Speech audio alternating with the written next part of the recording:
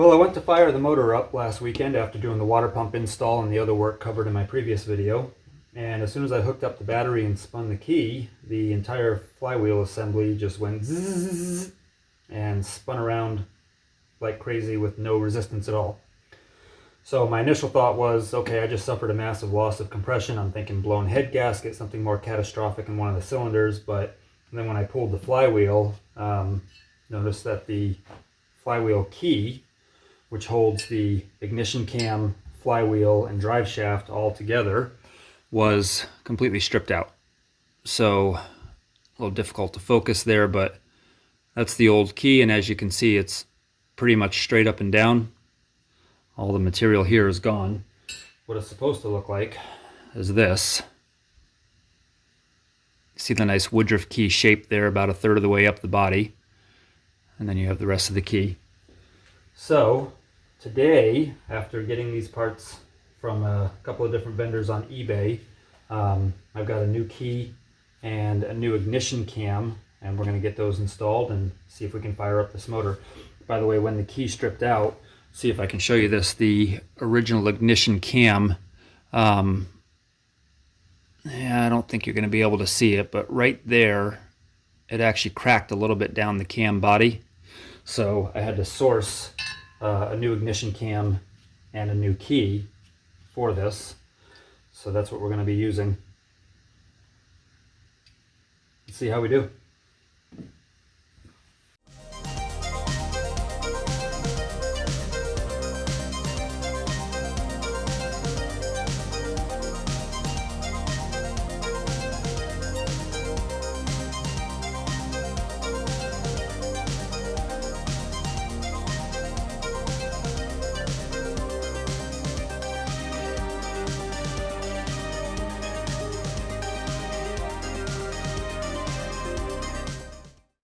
So these systems are pretty simple.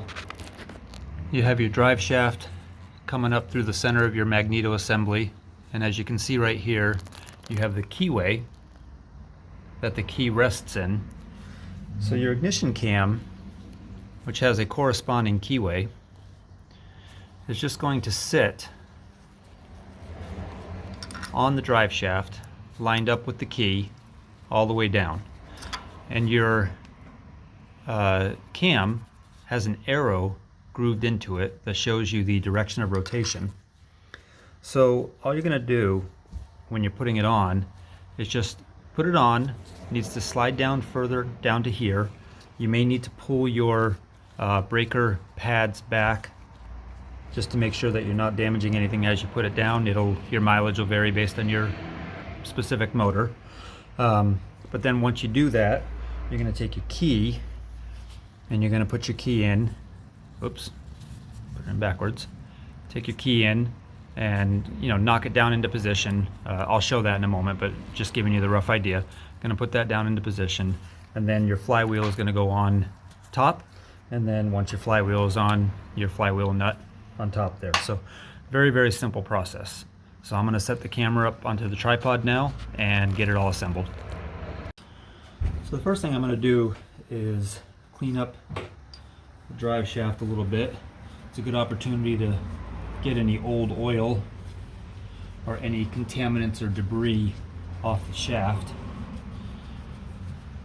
That way you don't have any resistance when you're trying to put parts together, and just keeping your system clean. Next thing I'm going to do is just put a little bit of oil.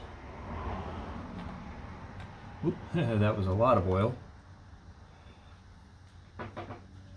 Onto my felts.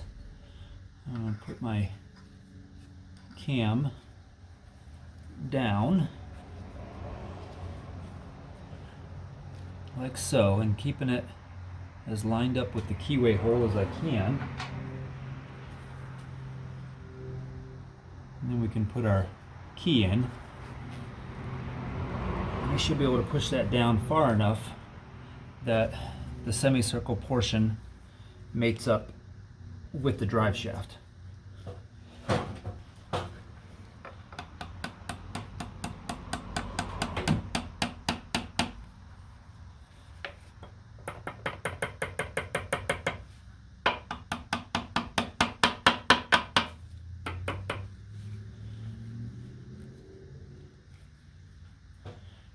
if you don't have that lined up just so, you may run into some difficulty.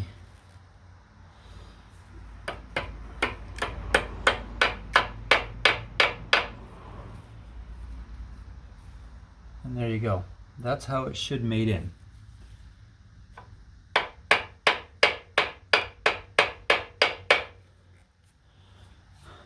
By the way, brass is your friend.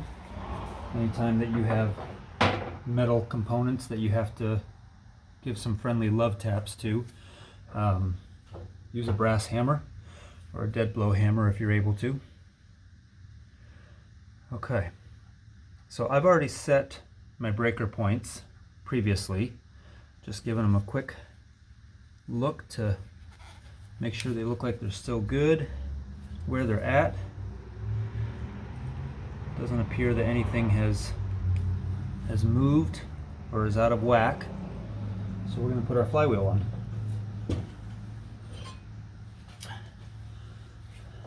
Flywheel also has a keyway in it. So make sure to line that up with the key as you drop it down. Okay. And then your nut.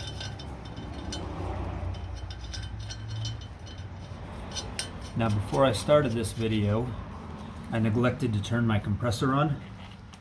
So I'm going to pause the video here and I'm going to go turn my compressor on, let it air up for a few minutes, and then I will come back and I'll torque that down, and then we'll see if we're ready to start the motor.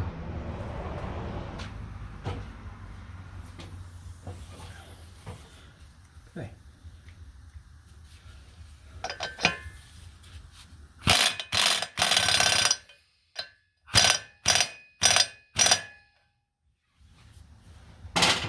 And there we go. All right, so now we're going to give the motor a once over, make sure that everything still looks good to go. And then we're going to get it hooked up to the battery, get a bucket of water under the leg, see how we do. Okay, so here's our setup. We have the motor up on the stand. We have a good bucket of water underneath it. We have a marine battery and the Sea King fuel tank providing the fuel. I spent a little bit of time this afternoon tearing apart and rebuilding the carburetor. So we've got new needles, new jets, new gaskets all around, and cleaned up and looking real sharp. We have fuel in the bowl, and just one thing I wanted to point out here, in order to keep the vibration of the motor from shutting it down when it starts, I did go ahead and just tie down the shift lever so that it stays in the neutral position. That way I can not have to worry about that slipping off the neutral safety switch while I'm trying to start it. So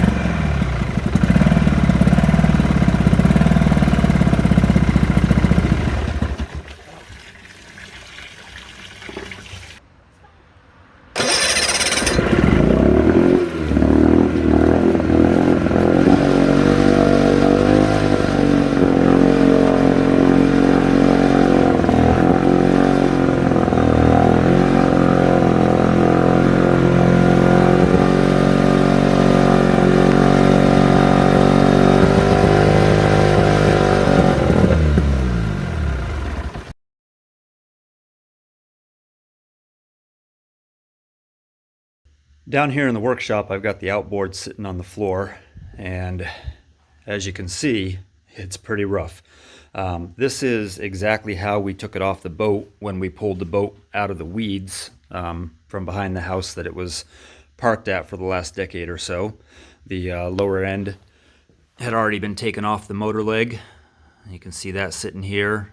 Again, just real rough shape.